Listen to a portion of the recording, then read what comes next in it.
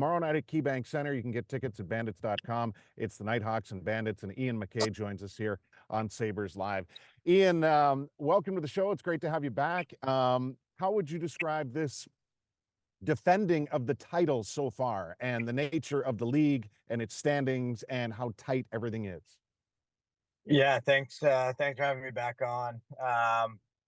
It's probably the best way to describe it. It's probably a little harder than we maybe thought it would be. Obviously you come in, it's a new team, and we know that going into training camp, and lose some guys to injury, and not having Max Adler back due to work commitments and all that. You're obviously going to face challenges, and not that we thought it'd be easy by any means, but to be one game above 500 after the first, third of the season here. Obviously, it's nice to be above 500, but we'd obviously like to be in a little bit of a better spot. But growing pains early in the year with new guys and a new team, and we're slowly figuring it out, and that's what's most important. Now, Bandit Land is always been, so powerful and so supportive, and the fan base is incredible. But I think that you guys have now taken it to another level where even like, a few weeks back, you got the Sabres winning, you got the Bills winning on the same day or same weekend, and the Bandits winning. And then it becomes like this whole like, hey, Buffalo won. You guys have elevated, and I say respectfully elevated to like, hey, we're going to put the Bandits with the Sabres and the Bills on the same category because that's how the fan base here loves the Bandits. When you see that, how does it feel, or does it change any way the relationship that you had with the fan base? Yeah, we're trying not to be the little brother that gets beat up all the time. So, but no, our fans are incredible. I mean, for years, you ask anyone that's ever played here from when the first season in the early 90s, they'll say that the fans are incredible. So, I think just in general, lacrosse is growing, and you're seeing it, on ESPN and TSN a lot more. And, just being in Toronto last weekend and having TSN on the TV in the hotel, and there was commercials for NLL games and that kind of thing. So just to see the sport growing a ton, it's great, especially for other fan bases that maybe don't have the following that we do in Buffalo. But, our fans are unbelievable. You're walking around town getting noticed and getting asked for pictures and all that.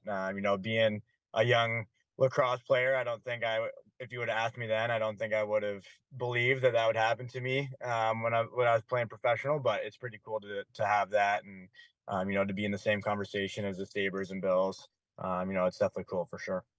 Ian, you're a point getter. You're incredibly versatile, leading the group in loose balls, and now you're the face-off guy. You mentioned the departure of Max. Take us through just this evolution here in your career, and how proud you are of being able to take this on and do so very well. Yeah, if Max Adler's watching this, please come back. We would welcome you with open arms.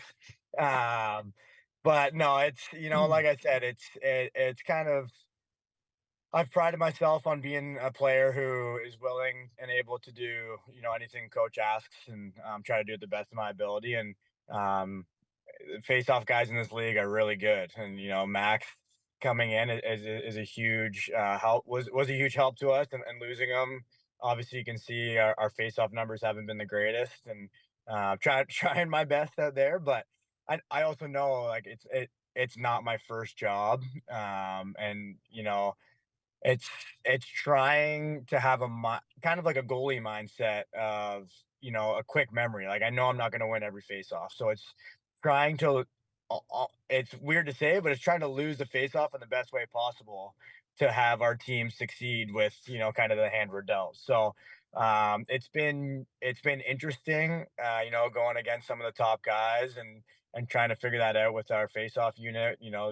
Me, Priolo, Spanger, Kyle Buchanan, we're all kind of bouncing ideas on how we want to approach each face-off. So it's been a unique challenge and a fun one, but I don't know if my body loves it as much. So, like I mentioned, Max, please come on back whenever you're ready.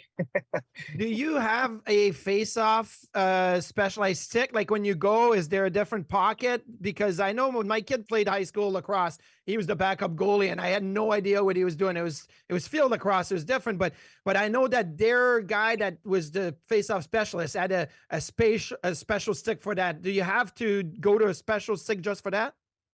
Yeah, so I have a face-off specific stick. It's more pinched and it's a lot flimsier. So when I'm trying to clamp for the ball, it tries to just grip onto the ball as best it can. But it's all game dependent. Like last game, Toronto didn't have their normal face-off guy in due to injury, so I kind of knew I'd have more of a chance to win some face-offs. So I used that face-off stick a lot more.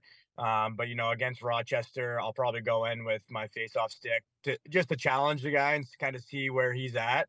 And if he's beating me on the clamp and I know I'm not going to get it, I'll probably just use my normal stick and try to run around and get a loose ball, and I'll have my normal game stick out there instead of a face-off stick that's beat up. So it's kind of all dependent on who you're going against and how confident you are in going, or if you're winning the face-offs at all.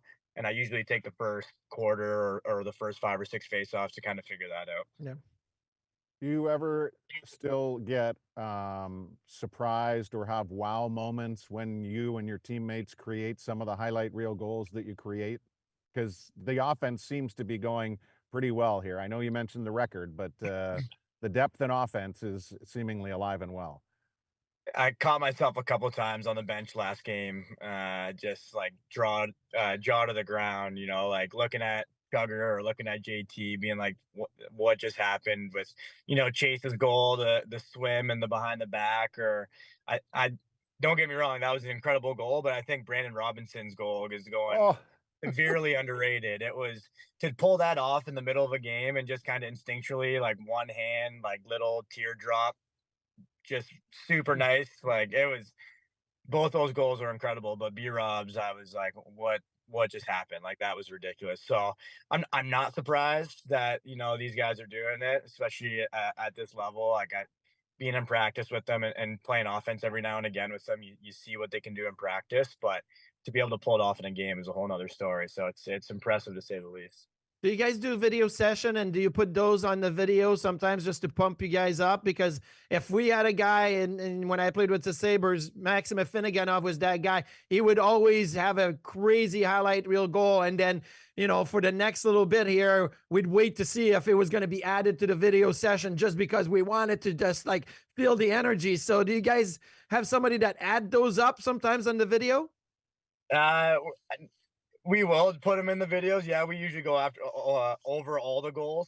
JT is good at keeping guys humble, and with Chase, if that went in, that was one of those shots. It was like, yeah, good job, but if it didn't go, it's like, what are you doing, kind of thing. So he's not afraid to humble us and make sure that we're trying to make the right read. But the guys get excited every time we see it. Even when we watch them film, you see a crazy goal and everyone still reacts to it, even though you've already seen it a couple times. So I think the boys are more so doing a good job of pumping each other up there.